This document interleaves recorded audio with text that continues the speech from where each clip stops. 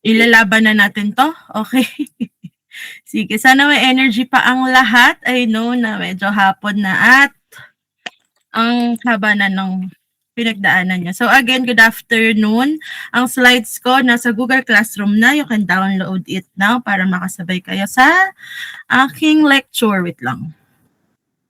Mag-attendance lang ako. Okay, sige. So again, I hope hindi pa sabaw ang lahat, no? I know it's been a long afternoon, but don't worry kasi at least I'm the last lecturer for today. For today lang, may week pa. So happy Monday. Today I am tasked to wait lang, share screen pala ako. May nangyari ba? Wala. Ayun, sige. Okay. Sige, today I am tasked to give you a lecture on meninges and ventricular system. No? Let's start. So, please bear with me. Medyo mahirap yung topic, I know, pero susubukan nating padaliin. Mataas naman kayo sa last exam eh. Kayang-kaya nyo to. Okay, so for my general objective, by the end of the lecture, students, kayo yon should be able to describe the anatomy, function, and clinical relevance of the meninges and ventricular system and apply this knowledge to common neurologic conditions. So, if matatanong nyo, no, medyo favorite din siyang board exam question. So, bukod sa relevance na syempre, dapat alam nyo to pag may pasyente na, syempre, itatanong din sa board exam. Na isa rin sa importante natin, kailangan ipasa bago maging ganap na doktor. Okay, sige. First, we have your meninges. So, by the way, humingi pala ako ng di ba, Raf? Humingi ako ng master list kay Raf para makakapagtawag ako. So, may mga questions ako dito para di kayo matulog. Randomly lang na magtatawag. Hindi naman ako makagat. Okay, sige. First, we have your meninges, no? So first, bago natin puntahan sa meninges, i-review muna natin sa CNS na tinuro ata ni Dean, no? If di ako nagkakamali. So alam nyo na to. So ano ba to? Your central nervous system serves as the, review na lang to, main control and processing center of the body. It receives what? Sensory information from both the internal and external environment and interprets that information and coordinates appropriate responses. So, I hope kompleto na kayo 34, 35, 36, 37. So, going back beyond basic control, the CNS is also responsible for what? For higher mental functions, such as your memory, learning, language, emotion, and conscious thought. So, ano pa? It is composed of two major parts. Nakakaturo lang sa inyo. Ano nga ulit yon na nandyan na din? Your brain, which lies within, saan nakalay? Within the cranial cavity, and your spinal cord, which is housed in the what? Of course, your vertebral canal. The CNS communicates with the rest of the body through your what? Nandiyan na, your peripheral nervous system via the cranial and spinal nerves. So, nire-review ko lang kayo ha, para alam nyo kung nasaan na tayo. Okay, again, the brain and spinal cord are surrounded by three tissue coverings called your meninges. No? These membranes, ano bang function nila? Protect and support the CNS while also what? Helping contain the cerebrospinal fluid, which, anong ginagawa? Which, parang unan, no? Cushions your neural structures. Okay, kay meninges na. Si meninges, saan ba galing? From the word menix. Anong ibig sabihin? Kaya, yan. Meaning, nandoon na nga, di ba? Membrane, no? Meaning membrane. Ano ba ito? Meninges are a set of distinct membranes that what? Again, cover and encase the brain and spinal cord. They envelope the central nervous system structure so that, again, they are not in direct contact with the bones of the spinal cord or your skull. So, yun pala yun. So, for the functions of your meninges, no, the meninges serve several important functions. First, anong sabi dyan? They act as what? protective coverings na kanina ko pa sinasabi for the brain and spinal cord. Also, they what? Support and enclose your blood vessels that supply the brain. So ano pa? In the cranial cavity, anong role nila? Folds of dura mater help what? Stabilize the brain and limit excessive movement. In addition, no, the meninges surround the subarachnoid space which contains the CSF. This again fluid, ano nga ulit? Cushions the CNS and helps protect it from syempre, mechanical injury. Okay, this is just to show you lang, no, the anatomical divisions of your meninges. No? The meninges may be divided according to what? To location. Your cranial meninges are the what? Coverings of the brain within the cranial cavity. While your spinal meninges continue what? Nasa pangalan na. Inferiorly to surround the spinal cord and the cauda equina within the vertebral canal. Okay, sige. Going back to your meninges, no? There are 3 layers from superficial to deep, no? Namely your, andyan na, dura mater, your arachnoid mater, and your pia mater. Remember that each layer of the meninges serves a vital role in what? In maintenance and function of your CNS. So, bakit ba ganyan yung mga pangalan nila? Para mas madaling aralin natin kung saan ang galing. So, the term dura mater stems from the Latin word for, nung una ko tong narinig sa video, nung inaaral ko siya, sabi ko, hard mother. So, yun pala talaga. No, dura mater stems from the Latin word hard mother. In turn, being derived from the Arabic for coarse mother or coarse mother. Pag sinabing hard and coarse, anong ibig sabihin nun? Merely reflects, of the durous composition. Kasi nga, di ba, matigas. While your arachnoid, ano naman si arachnoid? Refers to the, ano bang itsura ni arachnoid here? Ito. Anong itsura? Refers to the spider web-like appearance of the arachnoid mater. Kaya arachnoid. While your pia, kapag sinabing pia pala, pia Wurtzbach, no? Hindi. Pia, ibig sabihin, little, no? Describes how small and fragile the layer is, no? Although there are number of views as to why matter is used. Kasi di ba lahat sila may matter. It is most often suggested that mother refers to the protective nature of the meninges, namely, hence, the, anong tawag sa kanila? The mothers of the brain. So, ayun ang tawag sa kanila in general.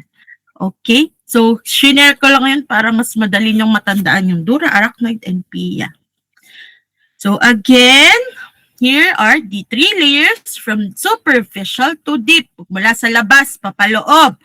No, your dura mater, ano nga ulit? No, the outermost layer that is directly underneath your skull. It is of fibrous and inextensible. It consists of 2 layers, your periostal and your meningeal layer, which we will discuss pa later. Next, your arachnoid mater. Ano naman to? The middle layer that lies directly beneath the dura mater. So, anong itsura? Translucent and pliable siya. While your pia mater, the innermost layer of the meninges, no, it is relatively very thin and fragile. And this layer, remember, is what? Adherent to the surface of the brain and spinal cord following the gyri and the sulci of the brain surface, no? The gyri, ano nga ulit pag sinabing gyri? Diba? Yun yung, Naku, tatawag ako. Mamaya na. Sige, gyri, diba? This is the ridges. While your sulci, ano naman to? The furrows, diba? Which together they form the undulating folds of the brain surfaces. Yung parang mga isaw. Baka di na kaya kumain ng isaw. Hindi. Ano lang yun? Analogy. Okay, so sorry, medyo jologs yung professor nyo. So jologs din ang ating mnemonic. So for the layers of the meninges, now remember your DAP. Di ba alam niyo ang kanta ni Willie Revillame na nagdudubi-dubi dap-tap? Anong title niyan? Sige, +5. De, joke lang. Isa-search doon na yan. So anong kanta ni Willie Revillame yan? So, your, medyo relevant din sa mga sa natin ngayon, economic crisis. Na ang title ng song ay Beep, Beep, Beep ang sabi ng jeep, di ba? Tapos may part na, sige ako lang may alam, matanda na ba ako o jologs lang talaga ako? O may tumawa. So feeling ko naman, alam nyo, so for the mnemonic DAP, no? Your dubi-dubi dap-tap na kanta ni Willie Revillame, Beep, Beep, Beep ang sabi ng jeep. Okay, sige. Sige. Next. So, sige, i-discuss natin one by one in detail. First, we have your outermost layer. Again, your dura mater. Again, it is the outermost and toughest layer of the meninges. Again, sinabi na kanina, strong fibrous membrane that provides mechanical protection to the CNS. In the cranial cavity, the dura, sinabi ko kanina, may 2 layers, diba? Your periosteal layer lines the inner surface of the skull and acts as its perosteum. Deep to this is, your, syempre, yung isa, nadadalawa lang naman yan, your meningeal layer, no? Which is the true protective covering and continues downward as the spinal dura mater through the, what magnum? Through the foramen magnum. Where these 2 layers separate, they form channels called your, basahan nyo to, your dural venous sinuses, no? Basahan nyo pa to, kasi di natin madidiscuss lahat, medyo madami, Okay, sige. Ano pa? Which, anong ginagawa nito? Ni dural venous sinuses? Drain venous blood from the brain. Andoon na sa pangalan. Okay, so for the dura mater pa din, meron tayo tinatawag na compartments of the dura mater or sa ibang resources, ang tawag nila dyan ay dura mater extension. So again, the dura mater is composed of 2 distinct layers, the periosteal, yung superficial, and your meningeal, the deep layer. So both layers follow the contours of the internal surface of the skull. So again, the meningeal layer, invests in and reflects inward at the saan? Cranial sutures, creating partitioning walls that compartmentalize the brain, and the subsequent compartments are, namely, nandyan your falx cerebri, your tentorium cerebelli, your falx cerebelli, and your diaphragm cellae. So, anong ginagawa nila? First, your falx, cerebri. Ito yon. So, ano yan? It divides, kitang-kita nyo naman, it divides the cerebral hemisphere, diba? While your tentorium cerebelli, anong ginagawa niya? Your tentorium cerebelli divides the, nasa pangalan na, cerebrum from the cerebellum, creating the supratentorial and infratentorial compartments. While your falx cerebelli, ano sila? Nasa pangalan na din, divides the cerebellar hemisphere. Magkaiba yung cerebriha at saka cerebelli. And lastly, your diaphragm cellae, it covers the what? It covers the pituitary gland and of course your, diba, sella turcica. Okay, so yung picture, ano to? This is, again, the intracranial compartments, no, as described by the reflections of your dura. While this, yun din, no? Intra, again, cranial spaces or compartments. Okay. So, this is just to show you, no, additional gross anatomical images of the compartments of your dura mater, to help you better understand the arrangement and appreciate their anatomical relationship. So, basahin, aralin, at tandaan. Okay, sige. So, ito, more pictures na nakita ko na magandang aralin, ha? Balikan. Ako, may kasalanan ako. I-record ko dapat yung lecture na to kasi nakalimutan ko. Okay, sige. Sige. Next, no? For the dura mater pa din, we have your arterial supply. So for the arterial supply, ano bang important dyan? Dura mater, you see, it's a blood supply mainly from, of course, from your meningeal arteries. And the most important of this is the, anong nakikita nyo dyan? Is the middle meningeal artery. Kung may tatandaan man kayong isang brain cell na lang ako, Dok. Ito na yun, your MMA. Your MMA which enters the skull through the foramen spinosum and supplies a large portion of your cranial dura. Okay, sige. So for the arterial supply, no, clinically, this artery is important because it lies deep to the saan? Anong dire-describe ko? Yung MMA pa rin. It lies deep to the, ayan, nakikita nyo na yung nakabilog, to your terion, di ba? A relatively thin area of the skull where, anong nagmimit dyan, di ba? Your four bones meet. Namely, your frontal, your parietal, your temporal, and your sphenoid bones na favorite din itanong sa board exam. No? Trauma or fracture in this region may tear the artery and produce an epidural hematoma, which is a, of course, neurosurgical emergency. So smaller anterior and posterior meningeal arteries also contribute to the what? Blood supply of the dura in the anterior and posterior cranial fossae. Okay, again, just to give you an emphasis on your terion and your middle meningeal artery. Picture on the left, ano yan, showing you the course of the middle meningeal artery and its relation to your terion. Kaya pag tinamaan doon, nako, malamang magka-tear to your MMA. Okay, sige. So here, no, for the clinical correlation, bakit ba kailangan natin itong aralin? No?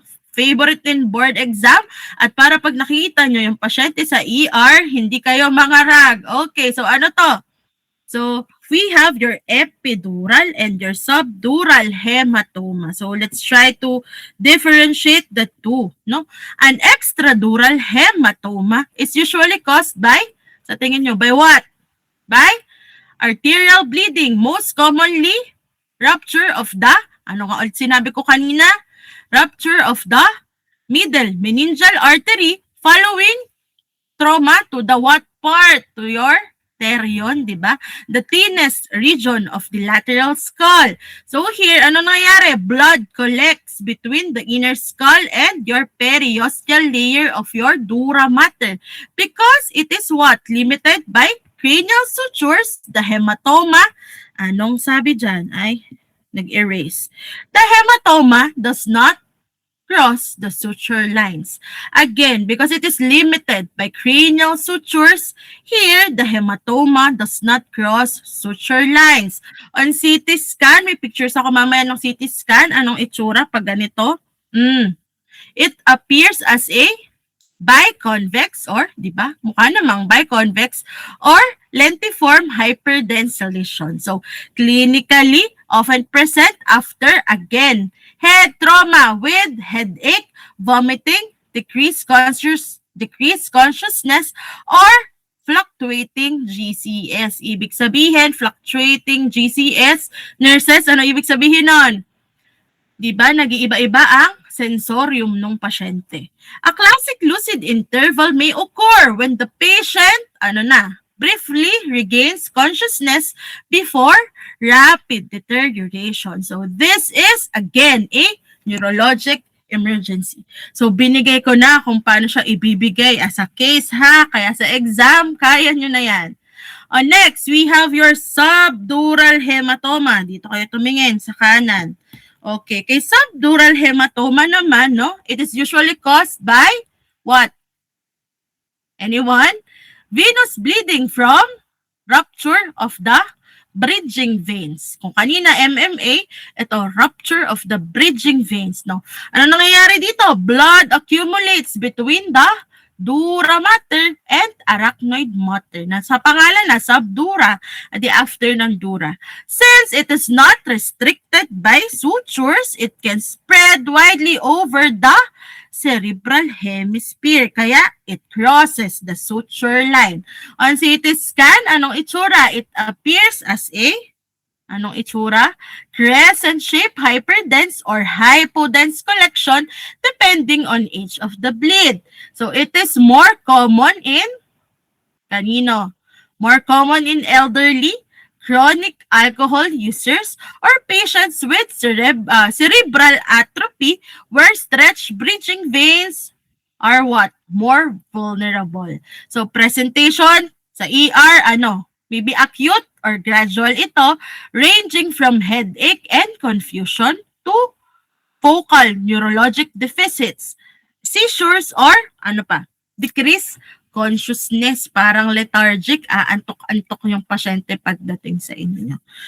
So again, let's differentiate pa, review, pag epidural, di ba, anterior division of the middle meningeal artery. Ano ulit ang shape? Biconvex, this shape, or in layman's, lemon shape. Again, biconvex, this shape. Tapos, sa case, ano yung buzzword nyo kapag may case? May lucid interval. Ano ulit kapag may lucid interval? Biglang nagigising yung pasyente. Tapos biglang magde-deteriorate na siya. Okay, sige. Kay subdural naman, anong tatandaan natin dito? Tearing of your bridging veins or your superior cerebral veins na ang mental status ay usually gradual, yung pagbabago. Ano ang shape? Crescent or banana shape. And again, it crosses the suture line while your epidural, it does not cross. Okay, ararin yung mabuti to ha kasi favorite itanong. Tsaka para pag nasa ER, medyo confident na kayo. Okay? Again, epidural hematoma, injury to your MMA, subdural, what? Injury to your bridging veins. Ulit-ulit ako ha para matandaan. Ay, sorry. Ito, picture on the left, yung sinasabi ko kanina. Ano to? What type of hematoma? Sige. CT scan ito, malamang, di ba? O, tinuruan na kayo ni Doc Jesmos sa imaging. Ano to? Ay, di ba? Epidural hematoma, lemon shape, biconvex. Picture on the right, this is your, pero yung hematoma, ito yun Nilagay lang dyan yung lemon para ma-appreciate nyo. O, itong nasa kanan, ito yung hematoma ha. O, ano yan? Subdural hematoma on CT scan. Thank you, Jane, no? Anong itsura? Crescent shape, parang banana. So, okay, sige. Tandaan, lemon. Pag subdural, tandaan, banana. Okay. Tandaan nyo na lang, maybe. Kasi ako, kahit nung board exam, hindi ko talaga ito ma-memorize. Gulong-gulo ang utak ko. No? So, ganun, tandaan nyo lang, maybe. Subdural, banana shape, crescent shape. Okay? Sige. Next, for the venous drainage, no? The dura mater drains through the dural venous sinuses, which are specialized venous channels located saan? Between the periosteal and meningeal layers of the cranial dura.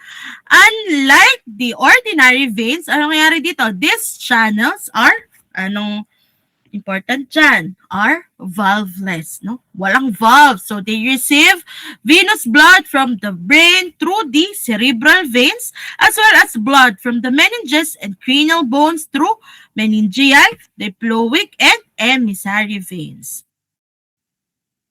Okay, in addition, no, your CSF is reabsorbed into the venous system through your arachnoid villi or your granulations, especially into the superior sagittal sinus. And most of the venous blood eventually passes into the Saan nga? Into the sigmoid sinus and leaves the skull as the internal jugular vein. Okay, for the innervation, so remember, no, the dura mater is highly sensitive to pain, unlike much of the brain parenchyma. So its sensory supply is divided according to its relation to the tentorium cerebelli. Okay, so for the innervation pa rin, so first your supratentorial dura, no, located supra nga adi above the tentorium. This supplied mainly by, anong sabi dyan, by your meningeal branches of the trigeminal nerve, and the ophthalmic division or your V1 supplies most of this region, while V2 and V3 contribute to the medial to the middle cranial fossa. Okay, sige. While your infratentorial dura found in the, of course, posterior cranial fossa is supplied by the, below the tentorium, supplied by the upper cervical nerves, C1 to C3, and a meningeal branch of the vagus nerve. Tandaan nyo yan. And this pain-sensitive innervation explains why meningeal irritation can present as, diba, headache. So, yun pala yun. So, again, so in summary, sa dami ng sinabi ko, kung clutch time na, dito na sa table na ito tumingin, lalo na kapag malapit na ang quiz at ang exam. Sige, isa-isahin natin. So, this table summarizes your neurovascular of the neurovasculature of the cranial dura mater. So first, kaya ko to, the sensory innervation above the, again, your tentorium cerebelli is supplied by, ano nga ulit? Nandiyan na, by the trigeminal nerve, especially your V1, with contributions again from V2 and V3. Because of this, again and again, pain from your supratentorial dura is commonly referred to the forehead, orbit, and face, often presenting as frontal headache. In contrast, no, the dura below your infratentorial, below the tentorium, particularly in the posterior cranial fossa, is supplied mainly by the, again, upper cranial nerves, your C1 to C3, with minor vagal contribution. And again, take note, pain from this region is typically referred to the occipital region and posterior neck dahil nga doon sa kanyang neurovasculature. And for the arterial supply, anong tatandaan natin dyan? The most important vessel is the MMA, a branch of the maxillary artery. Clinically, again, rupture of this artery can cause epidural hematoma, especially after trauma near the, anong structure nga ulit? Near the terion, na kanina ko pa dinidiscuss. For venous drainage, no, accompanying middle meningeal veins communicate with the what? Pterygoid venous plexus, while most cranial venous blood ultimately drains through the dural venous sinuses into the what? Internal jugular vein. So again, so this neurovascular anatomy no explains common headache patterns and major traumatic complications involving the dura mater. Baka naman kabahan na kayo pag nagka-headache kayo, baka iba na to. Worst headache of my life daw usually ang explanation ng mga pasyente, no? Okay, sige. Next we have your next layer. Ano nga ulit? So, dubi-dubi-dap-tap. Your arachnoid layer or your arachnoid matter. So, the arachnoid matter is the what? Middle meningeal layer. So, it is a thin, manipis, delicate, and walang blood vessels. Vascular, lying between the, of course, dura mater externally and the pia mater internally. So unlike the pia, it does not dip into the sulci of the brain. Between the arachnoid and pia is the, ano yan? Is the, what? subarachnoid space, which contains your CSF and major cerebral vessels. Fine arachnoid trabeculae span this space and connecting the arachnoid to the pia mater. Remember also that CSF within this space helps support the brain by providing buoyancy, cushioning against trauma, maintaining chemical stability, and clearing waste products. So ano pa, in certain areas, remember also that arachnoid projects into the dural venous sinuses as arachnoid villi or granulations, which are what? Responsible for CSF reabsorption into the venous system. Okay. So, this is just to show you, no? Your arachnoid matter. Eto. Okay. So, for clinical correlation, so anong meron kapag subarachnoid na? So, of course, we have your, ano yan, SAH, your subarachnoid hemorrhage, no? A subarachnoid hemorrhage is what? Bleeding into the, of course, subarachnoid space where the major cerebral vessels and CSF are located. So, most commonly caused by, ano kaya ang cause nito? Lagi niyong naririnig yan, your SAH. Caused by rupture of a berry aneurysm or your saccular aneurysm. Often within the, favorite itanong, anong structure? Often within the, di ba, circle of Willis. May result from what? Trauma or rupture of vascular malformation. So, pag nakita niyo sa ER, ano ay expect yung typical clinical presentation ng pasyente? Usually, sudden, severe, thunderclap headache, reaching maximal intensity within seconds to minutes, no?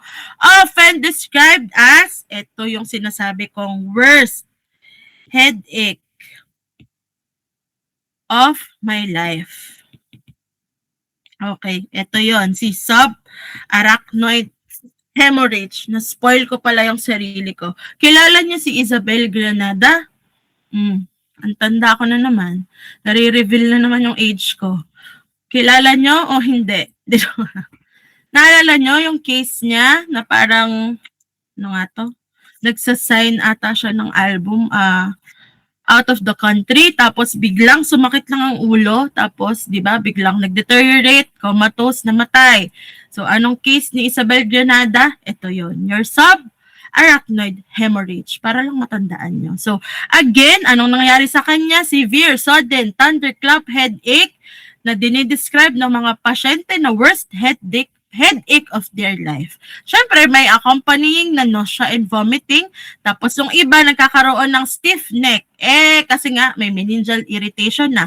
Altered consciousness at pumapangit na ang sensorium and some focal neurologic deficits may occur.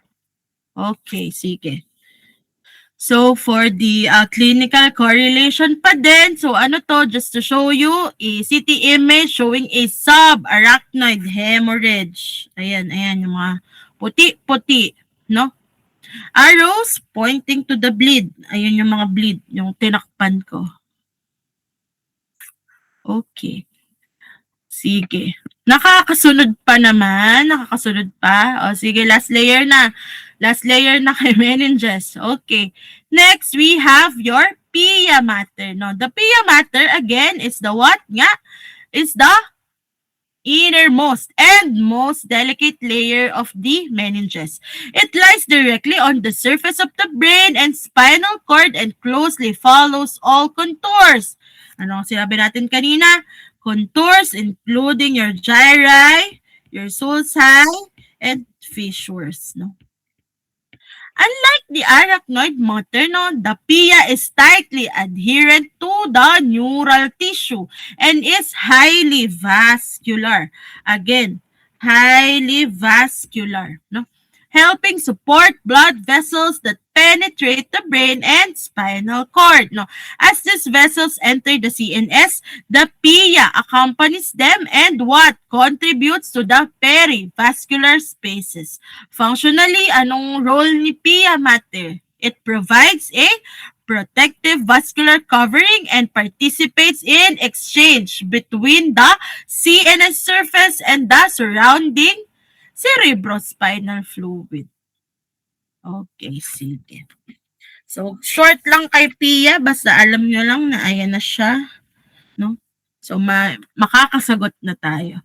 Okay, so sana nakakasunod pa? Okay, sige, I hope. At I hope gising pa ang lahat. Okay, now we go to your ventricular system. So for your ventricular system, so it is of course, a series of interconnected CSF filled cavities within the brain. So it consists of 2 lateral ventricles, 1 third ventricle, and 1 fourth ventricle. This ventricle contains your CSF produced mainly by your choroid plexus, and CSF circulates through the ventricular system and into the subarachnoid space. So again, ilan nga ulit? It consists of ilang lateral ventricles? 2 lateral ventricles. 2 lateral ventricles in each cerebral hemisphere. And the third ventricle, saan mo makikita yon? Your third ventricle, saan? In the diencephalon, di ba? While your cerebral aqueduct, saan si cerebral aqueduct? Saang part? Saan natin makikita? Nasa na ba ako? In the midbrain, di ba? Which connects anong kinoconnect niya? Ano ba to? At saka ito. Which connects the third and fourth ventricle. Again, cerebral aqueduct, no? Saan nakikita? Sa midbrain, which connects the third and fourth ventricles. And lastly, your fourth ventricle, saan nakikita? In the hindbrain. Between the, nasaan ba siya? Between the cerebellum and pons or medulla. So again, no, CSF largely secreted by the choroid plexus of the ventricles fill these brain cavities and the subarachnoid space of the brain and spinal cord. Sige, isa-isahin natin. First, we have your lateral ventricles. So, the left and right lateral ventricles are what? Are the largest cavities within the ventricular system. So, the lateral ventricles are seen here, no? Different views. So, ano ba review ng mga views nyo? O ano to? Lateral view. This is antero-posterior view, and your, of course, superior view. So, lahat yan, pinakita ko lang what? Lateral ventricles. So, here, just to show you, each of the lateral ventricles can be subdivided into the body, trigone, frontal horn, temporal horn, and occipital horn. So, ano si A? This is your body. Si B, this is your trigone. C, of course, your frontal horn. Si D, your temporal horn. Si E, nasaan ka na? Nasa occipital area ka na, di ba? Adi si occipital horn. Okay. So here, this is just to show you an antero-posterior view of the lateral and third ventricles. Again, lateral and third ventricles, no? Showing the, anong pinapakita here? Showing the foramina of Monro connecting the left and right lateral ventricles to the third ventricle. So, tandaan nyo ha, si foramina of Monro. Siya ang nagko-connect again kay left and right ventricle to the third ventricle. Okay. Next, we have your third ventricle. Third ventricle. So the third ventricle seen in the figure above is a narrow CSF filled space located between the left and right thalami. No, kitang-kita yun naman. The figure above, again, of course, third ventricle yan. This is your lateral view and this is your anong view? Postero-anterior view. Okay, so here, no, take note that the third ventricle connects to the fourth ventricle via the what?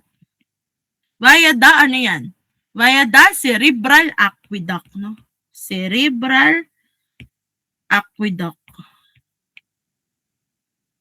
Ano ba siya? Ano napansin nyo? A very narrow channel running through the midbrain. Ano pang other term for your cerebral aqueduct na pareho lang pag yun ang sinagot nyo? Tama pa rin? Ano? Your aqueduct? Di pala ako nagtatawag. Humingi pa ako ng master list. Oo. Aqueduct of Sylvius. No? Pareho lang sila. Parehong tama. Okay. Next is your fourth ventricle. So, ano naman yan? So, the fourth ventricle, of course, again, is a CSF-filled cavity located within the, saan nga ulit? Within the hindbrain with a characteristic diamond shape.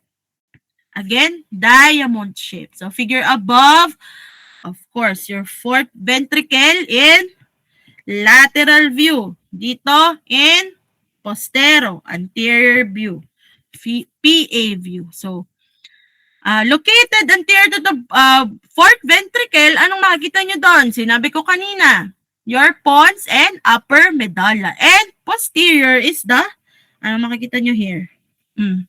Posterior is the, your cerebellum. So, take note that the roof of this diamond-shaped cavity consists of two cerebellar peduncles and a thin layer of white matter that connects the two peduncles, the superior medullary velum and the rhomboid fossa, a diamond-shaped depression on the posterior surface of the pons, forms the floor of your fourth ventricle.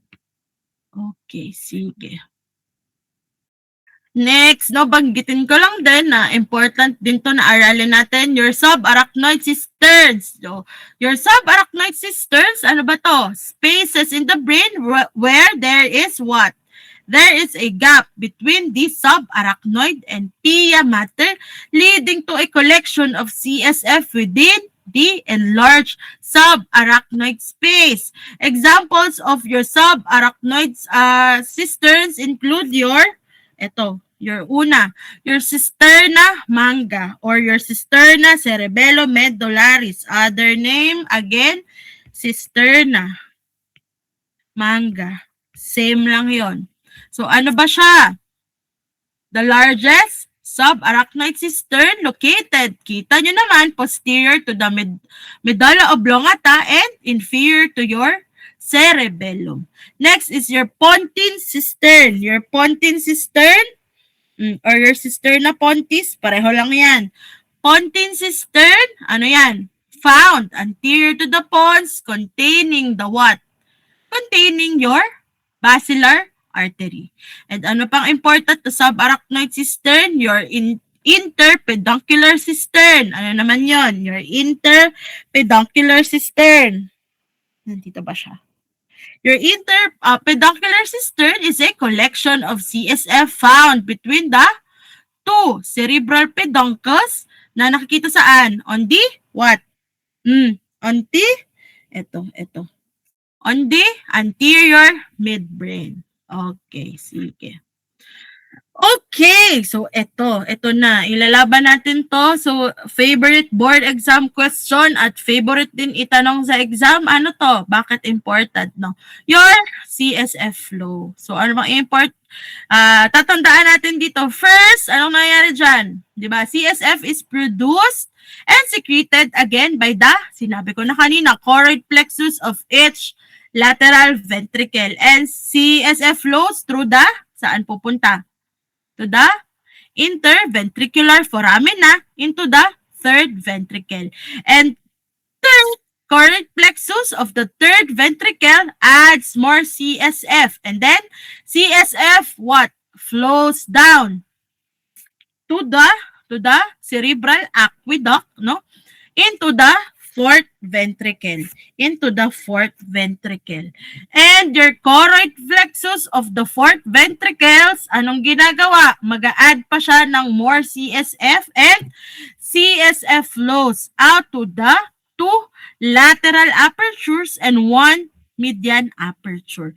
And then CSF fills the what? Subarachnoid space and baits to external brain and spinal cord. And lastly, at the arachnoid villi, no, CSF is what?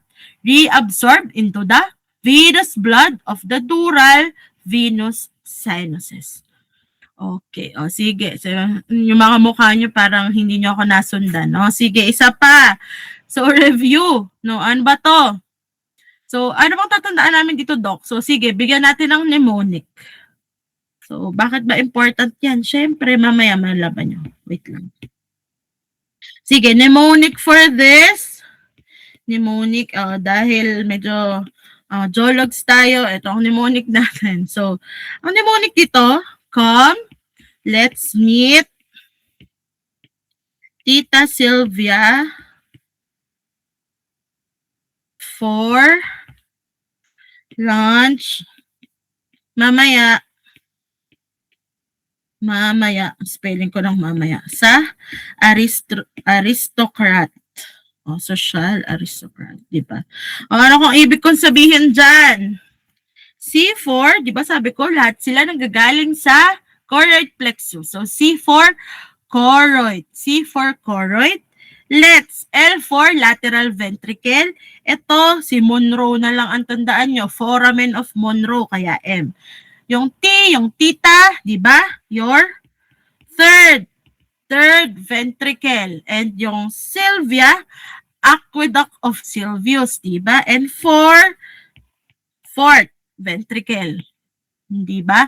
And nasa na tayo? Lunch. L is for Lushka. Di ba? Magkamala ka ng spelling. Lushka. Okay, correct. Foramen of Lushka. And M for Magen D. S for subarachnoid. And A for arachnoid. Okay, maliwanag yon. A for arachnoid. So again, bakit kanina Dok wala ka namang sinabing choroid dito? Eh di ba? Sinabi ko naman choroid plexus, ano nga ulit siya? Is a tissue responsible for the production of CSF and is found in each of the ventricles. Approximately, ilang ml nga ang napoproduce natin each day? Nice to know. Hula. Ilang CSF ang napoproduce tao in a day? Approximately, isang absolute na mineral water. Thank you, Jan. No? Correct. 500 ml of CSF is produced each day. So, microscopically, the choroid plexus consists of, histo. Pag tinanong kayo ng histo ni choroid plexus, consists of cuboidal epithelial cells, beneath which is a connective tissue containing capillaries. And the formation of CSF begins with plasma leaving the capillaries and entering the interstitial space of the connective tissue. No? Again, CSF is then produced from the plasma by the choroid epithelium. So, binigyan ko lang kayo ng mga mnemonic. Again, aralin, ito other version, other picture na parang mas madali intindihin, no? Balikan nyo, aralin ng mabuti yung CSF flow. So, ayan din naman yan. Ito, mnemonic niya for the foramina of Lushka, di ba? L for lateral, Magen D for medial. Okay. Okay, sige. At dahil dyan, questions pala, clarifications, violent reactions, no? Tinry naman nating padaliin at dahil dyan, may quiz. De joke lang.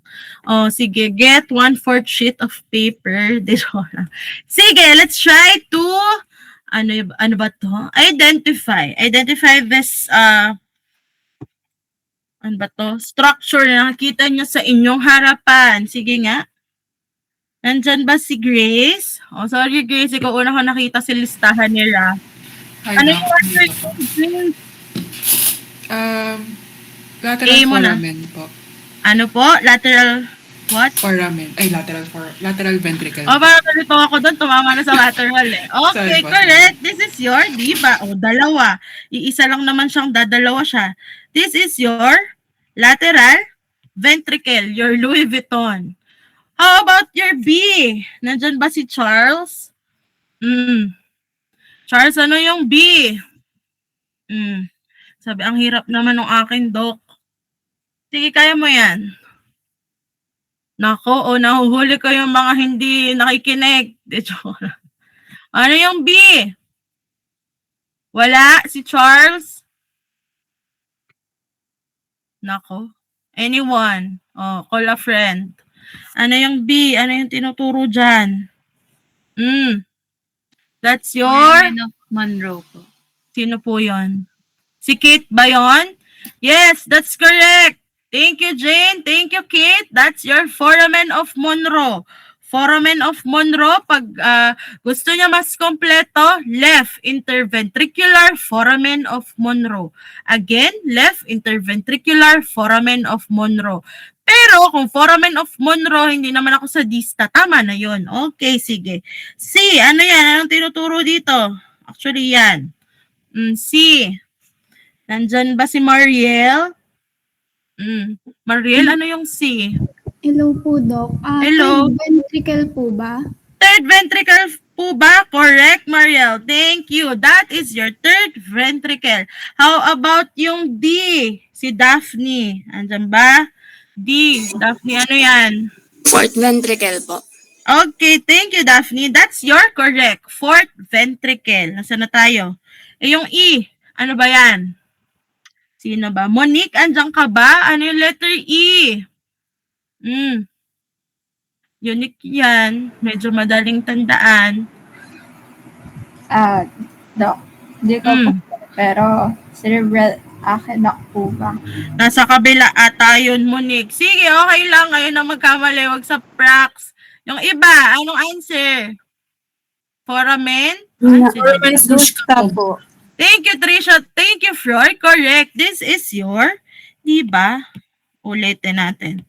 This is your, di ba? Foramen of Lushka.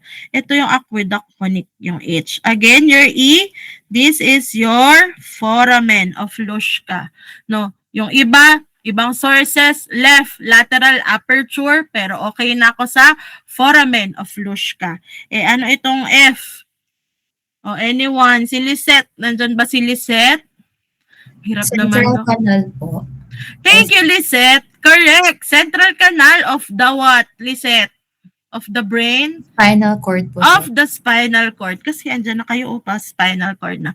Correct. How about yung G? Ano yan, James? Yung G. Nako. Yung Majendi po. Okay, correct. So, anong mnemonic natin? M for median aperture. Diba? Okay, so correct. Your G, that is your foramen of Majendi. Thank you, Lord. Naiintindihan naman pala ang mga sinabi ko. And yung H, na sinagot na ni Monique, na na-spoil ko na, this is your cerebral aqueduct. Cerebral aqueduct. So, cerebral aqueduct of Sylvius. Okay?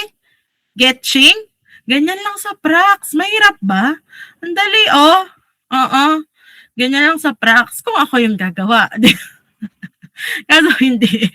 Hindi, joke lang. Okay, kaya nyo yan. Okay, sige. Ano pa? Sige, tawag tayo. Giselle, andyan ka ba, Giselle?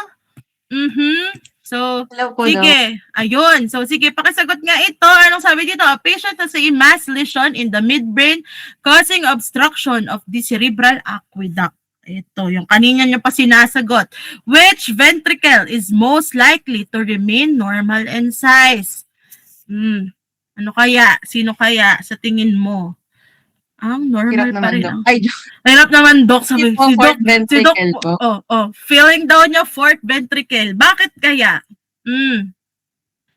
Pero nahirapan siya, pero parang tama, ano? Agree. So, agree, Josel, this is fourth ventricle. Bakit? Di ba? Again, ano ba itong nakikita nyo dito? Your cerebral aqueduct ay very, ano mapansin nyo? Very narrow, very makitid na channel within the midbrain that connects again the third to the fourth ventricle. Eh, bakit siya yung sagot, Doc? Bakit hindi siya maapektuhan kung magka-obstruction man dito? Kung magka-mass? Diba? CSF cannot pass from the, di ba kapag obstructed na si aqueduct, si aqueduct, no? CSF cannot what? Pass from the third into the fourth ventricle. Therefore, ventricles proximal to the obstruction ang lalaki, ang mag-enlarge, namely your lateral ventricles and your third ventricles. Eh, nasaan ba si fourth? Di ba andoon sa baba? Distal to the blockage, no? Nandito siya eh. O de, syempre, it will remain normal in size. This produces, etong case na to, ano to? Ano kaya to? O, pag tinanong kayo, Doc Jesmos, what is your diagnosis? This is your non-communicating or obstructive hydrocephalus. Okay, sige. Thank you, Josel. Okay, so clinical correlation pa din, no? Again, blockage of CSF circulation results in dilatation of the ventricles superior to the point of obstruction and increased pressure on the cerebral hemispheres. Although an obstruction can occur at any place, the blockage usually occurs in the cerebral aqueduct kasi nga doon, di ba, narrow eh. Or an interventricular foramen. Okay? Clear yon. So, binibigyan ko kayo ng cases para na-imagine nyo siya ng mas madali, ha? O, eto, ano yan? So, nakakalungkot. This is an example of your congenital hydrocephalus. So, kapag sinabing congenital hydrocephalus, di ba, hydrocephalus siya, nasa pangalan na, that develops before birth during fetal life. So, it results from what? Kitang-kita nyo naman, abnormal accumulation of your CSF within the ventricular system leading to ventricular enlargement. So, ayan ang mga importance ng inaaral nyo ngayon. So, one of the most causes is, kanina pa sinasabi, aqueduct stenosis, di ba? Which is again and again, narrowing or obstruction of your cerebral aqueduct connecting the third and fourth ventricles. When this passage is blocked, syempre, CSF cannot flow normally from the third ventricle to the fourth ventricle. So, as a result, ayan na. Napakalaki, ano? CSF accumulates proximal to the obstruction, causing dilatation of the lateral ventricles and third ventricle, while the fourth ventricle usually remains normal in size. This is again a classic example of your non-communicating or obstructive hydrocephalus. Okay, getching yon? Okay, sige. Next, sige. Raf, ano ba to? Ang dali. Iniba ko lang yung picture. Sige. What is highlighted in green daw? Diyan ba si Raf? Naku, may choices pa nga, Raf. Ano yan? Naku, tulog na. Wala. Tulog na nga. Dito ko lang nakasmile pala. Ano yan, Raf? That's your? Ano yan? Sumagot na ba? Nabingi ba ako? Hindi pa. This is your left lateral ventricle. Diba? Okay, sige. Practice pa. Si Pineda, Angel. Ano to? Susunod din ako bibigyan listahan ni Raf. Ia-unsend nga niya kanina dapat yung list. Excuse po. Opo, ano po? Ay, tinawanan ako ni Angel. May choices. Okay lang magkamali. Ngayon na magkamali. Wag lang sa prax. Ano yan? This is your... Uy, ito. Highlighted in green. Umulit na nga eh. Kayo talaga. Iba lang ang itsura. Anong ano yan? Third ventricle. Si Faye ba yun? Thank you. Third ventricle. Next. O, diba sinendan ko kayo ng slides? Pero syempre tatanggalin ko to. Isi-search nyo eh. O, ano yan? Next. Na nabanggit na kanina. That's your cerebral aqueducto. Bumaba dito. O, ano na? Fourth. Thank you, Jane. This is your fourth ventricle. Oh, next. Ano yan? Highlighted in green. So, ito ang tinatanong. Ito. Ano yan? Nandito eh. Yun ang clue nyo dyan. Diba? O, Choroid third plexus po ba? Sorry. Thank you po. Sino yon? Si Freud. Correct. Yes, correct. This is your choroid plexus of the third ventricle. Basta tatandaan nyo, lalo na sa mga model natin ng anatomy, yung mga parang paguhit na kulay pink, minsan red, that's your choroid plexus na makikita nyo sa ventricles. Okay? O, sige. Okay, next. Daming patanong ni Doc, sabi ni ano. O, sige. Si Reg, andyan ba si Reg? Reg, ano to? Which part of the ventricular system contains your choroid plexus? Kung nakikinig ka kanina, masasagot mo siya. Ano yan, Reg? Wala na. Wala akong kausap. Yung iba, call a friend. Ano yan? That's your? Ventricle po ba to? Ventricle po ba, Doc? Correct. Thank you, Jane. Thank you, Reg. No? Answer dito ay your third ventricle. Di ba? Again, yung mga sinabi ko na sa inyo, pag nakita kayo ng guhit sa model, that's your choroid plexus. Di ba? Specialized vascular structure lined by ependymal cells. Na usually, nakikita natin saan? Sa mga ventricles of the brain, including your lateral, your third, and fourth ventricle. Dito, walang ibang ventricle na choices si Rich, kaya ang sinagot niya ay third ventricle. So, again, tandaan, a common exam point, no choroid plexus na makikita sa frontal, occipital horn or cerebral aqueduct. It is only present in lateral ventricles, third ventricle, and your fourth ventricle. In terms of choroid plexus yun, ha? Okay, sige. Kala nyo, di ko kayo pinaghandaan ngayong hapon na ito, no? Sino hindi ko pa natatawag? Si Karil! Ano to, Karil? Which of the following cranial nerves provides sensory innervation to the dura mater? No? Kung nakinig, nabanggit niyang kanina. A. Abducens. B. Accessory. C. Olfactory. D. Trigeminal nerve. Nako. Di po ba? D po ba, Doc? Parang shiny girl, no? D po ba? D is correct. Your trigeminal nerve. Ano nga ulit cranial nerve number niyan? Anyone? 5, sabi ni Freud. Tataas ka ba, Freud? Tama. This is your cranial nerve 5. Oh, perfect. Kabisado ng cranial nerves. Ready na sa finals, no? At sa lecture ni Dr. Jackie. Again, your cranial nerve 5, your trigeminal nerve is the principal sensory nerve of the cranial dura mater. Di ba? Especially, ano sinabi ko kanina? Especially the supratentorial dura. Di ba? The dura above your tentorium cerebelli.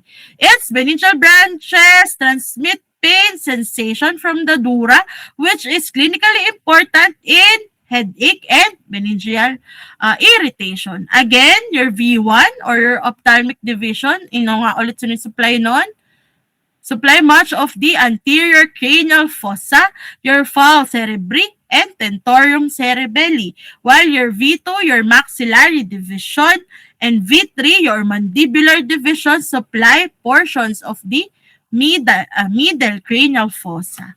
So again, no pain from the dura mater is commonly mediated by your trigeminal nerve, your cranial nerve 5, which is why irritation of the meninges may present as headache. And the posterior cranial fossa dura is additionally supplied by your, anong sinabi ko kanina? Posterior, infratentorial, by your upper, diba? Cranial nerves, your C1 to C3. no? Tandaan nyo, for your posterior cranial fossa and small meningeal branches of the what nerve? Of the cranial nerve. What? 10. Your vagus nerve. Okay, sige. So for my take-home messages, no, tandaan nyo at aralin yung mga hindi natin nabanggit, basahin sa mga neuroanatomy textbook kung kaya pa ng powers, no. Mas maiintindihan nyo kasi siya kung babasahin nyo talaga sa book. Pero I know na it's been so long na mahaba, mahirap at wala na tayong time. So for my take-home messages, no, remember that the meninges consist of 3 layers, your DAP, no, that provide essential protective, structural, and homeostatic support to the brain. And disruption of your meningeal integrity or function may lead to mga pinag-usapan nating cases to neurologic injury ranging from reversible dysfunction to permanent damage of the brain parenchyma. Tingnan na nangyari kay Isabel Granada, di ba? Ang bilis, di ba, namatay. So, sige. Next, for your ventricular system naman, it is an interconnecting network of CSF field cavities within the brain. And it comprises, again, 2 lateral ventricles, the third and the fourth ventricles. And CSF is produced by tissue called your, again and again, choroid. CSF is produced by tissue called your choroid plexus, which is found in each of the ventricles. After exiting the fourth ventricle, no, CSF is reabsorbed into the systemic venous circulation via arachnoid granulation. And remember that excess buildup of CSF within the ventricular system leads to a condition called your, nakita nyo kanina, your hydrocephalus. Okay, sige. Any questions? Violent reactions? So, no, medyo madugo yung neuroanatomy. Pero, di ba, fun naman siya eh. Kasi yung, di ba, yung mga nakikita natin cases sa mga balita, ito pala yun, inaaral yun na ngayon. Pero, huwag niyong pangarapin ng mga ito yung sa ER, medyo mahirap. Mangangarag tayong lahat kapag may ganyan sa ER kasi emergency talaga yan. Okay, questions? If wala na, wala ba? Wala nga ba? These are my references, no? Basahin kung kaya pa mag-SNEL ng clinical neuroanatomy if di na ako. Manood din kayo ng mga 2-minute neuroscience na videos. Medyo, di ba nakita niyo sa YouTube? Din siya, helpful din siya. Tapos may nakita pa ako, ang galing niya na-explain niya ng mabilisan yung buong ventricular system. Panoorin niyo yon sa kapag malapit na ang pracs para isang tiginan lang. Diba? Kayang-kaya nyo yan. So, isasend ko na lang siguro kay Mika Eri yung mga videos na pinanood ko habang ay naaral ko to kasi, alam niyo naman, hindi rin natin forte ang neuroanatomy nung LE6 din. Parang umiyak na lang ako. Anong ginawa? Ginalingan ko ng 4 and 5 para kung maaalay mo ng LE6, diba? May buffer na. Oo, yan talaga eh. Medyo mahirap. Pero dun sa mga bumabawi, huwag kayo mawala ng pag-asa. No? Kayang-kaya yan. Kaya pa yan. May ano pa tayo. May ilang buwan pa. At naging online pa nga. Okay, sige. Questions, clarifications, violent reactions, wala na? May question. Ano po yun? Question po. Sino ba yun? Siguro po pag sa hydrocephalus, parang obvious pag mga bata na below 2 years of age, kasi nag-expand po yung skull. So pag adults po, normal size pa din po, hindi po halata. Pag ano daw? Ulit? Like sa hydrocephalus po, pag, di ba pag mga bata, obvious po, kasi nag-expand po yung Obvious. skull. Pag sa adult, ang tanong mo kung sa adult, paano po yun? paano ang itsura? Parang ano. Kung paano madedetect, para lang din yung di ba? Pero sa adult kasi, hindi siya na parang congenital ang cause eh. Syempre may external factors din na pwedeng maging cause. Pero kung titingnan mo, kasi meron di ba may non-communicating at saka communicating na hydrocephalus tayong tinatawag. So pwede pa rin mangyari sa adults, mga external factors, pwedeng meningitis, nagkaroon ng infection, tapos ayun na. Pero kung ang tanong is hindi halata pa din, lalaki pa din kasi yung ulo natin than the normal size eh. Syempre yung CSF may ipon dito. So lalaki pa din ang ulo. So, ano pang questions? Thank you po. Okay, ano pa? Di ba na curious kayo sa dami ng pa-case ko, no? Ganun pala gusto niyo. Dadamihan ko pa. Oo. Dadamihan ko pa.